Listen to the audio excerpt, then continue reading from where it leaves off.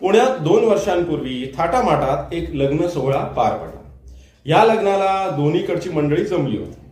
यातील मुलगा आहे 28 वर्षाचा आणि मुलगी आहे 34 वर्षाची. मुलगी मुलापेक्षा 6 वर्षांनी मोठी आहे. विवाह संपन्न झाला, मुलगा मुलगी नांदू लागले, पण लग्न झाल्यानंतर नवऱ्याचं पितळ उघडं पडलं. नवरा समलैंगिक असल्याचे लक्षात आल्याने पत्नीला धक्का बसला. ऑब्व्हियसली तिला ह्या सगळ्या गोष्टी आधी सांगण्यात आल्या नव्हत्या आणि म्हणूनच फसवणुकीने आपले लग्न करण्यात आले आहे ही गोष्ट लगेचच तिच्या लक्षात आली.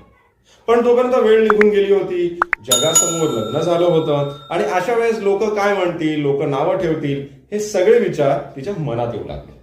फसवणूक करून लग्न केल्याची तिने सासू सासऱ्यांकडे विचारणा केली, पण त्यानंतर सासू सासऱ्यांकडनं तिचा मानसिक आणि शारीरिक छळ सुरू झाला.